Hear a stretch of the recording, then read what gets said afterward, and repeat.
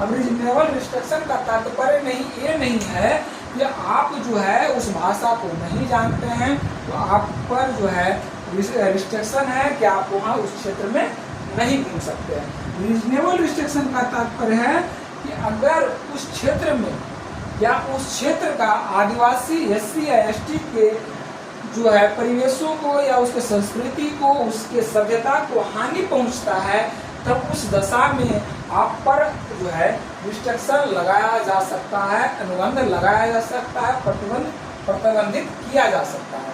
लेकिन जो है भाषा के आधार पर प्रतिबंध नहीं किया जा सकता। राइट, अगला देखिए आर्टिकल 19 का खंड 1 का उपखंड, आर्टिकल 19 का खंड 1 का उपखंड जो है अड़ा,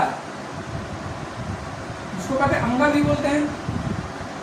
इस पे कहा जाता है कि भारत के किसी भाग में, भारत के किसी भी भाग में या राज्य क्षेत्र में बस जाने का अधिकार, बस जाने का अधिकार भारत के किसी भी राज्य क्षेत्र में या किसी भी भाग में बस जाने का अधिकार। बहुत सारे जगह से खासकर जब शुरू में भाषा के आधार पर जो विभेद किया गया था, जहाँ तक मुझे याद है 2008 में हुआ क्या था, रेलवे का एग्जाम था, रेलवे का एग्जाम हो रहा था और उस समय रेलवे का जो 2008 में एग्जाम होता था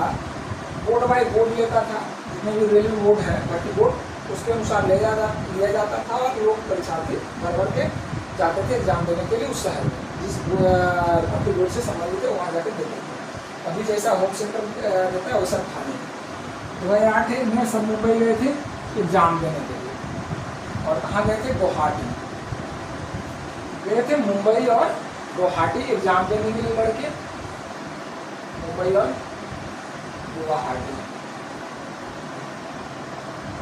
उस समय मैं भी एग्जाम देता था रेलवे का, मैं गया नहीं था, ठीक है, मुंबई और गुवाहाटी का अभी नया जनरल कंपटीशन में घुसा था 2008 में। मुंबई और गुवाहाटी में लड़के गए एग्जाम देने के लिए। अब रीजनेबल रिस्ट्रिक्शन का तात्पर्य ये नहीं है कि आप जो है उस भाषा को नहीं जानते हैं तो आप पर जो है रिस्ट्रिक्शन है कि आप वहाँ उस क्षेत्र में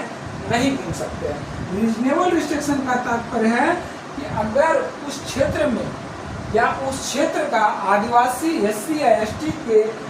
जो है परिवेशों को या उसके संस्कृति को उसके सभ्यता को हानि पहुंचता है तब उस दशा में आप पर जो है रिस्ट्रिक्शन लगाया जा सकता है, अनुबंध लगाया जा सकता है, प्रतिबंधित किया जा सकता है, लेकिन जो है भाषा के आधार पर प्रतिबंध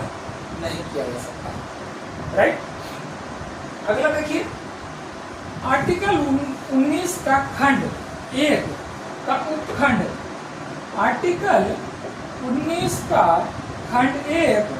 का उपखंड जो है अड़ा, जिसको कहते हैं अंगा भी बोलते हैं, इस पे कहा जाता है कि भारत के किसी भाग में, भारत के किसी भी भाग में या राज्य क्षेत्र में बस जाने का अधिकार, बस जाने का अधिकार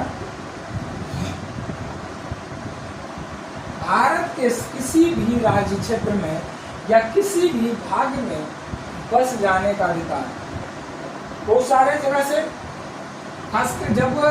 शुरू में भाषा के आधार पर जो विभेद किया गया था, जहाँ तक मुझे याद है 2008 में हुआ क्या था, रेलवे का एग्जाम था, रेलवे का एग्जाम हो रहा था और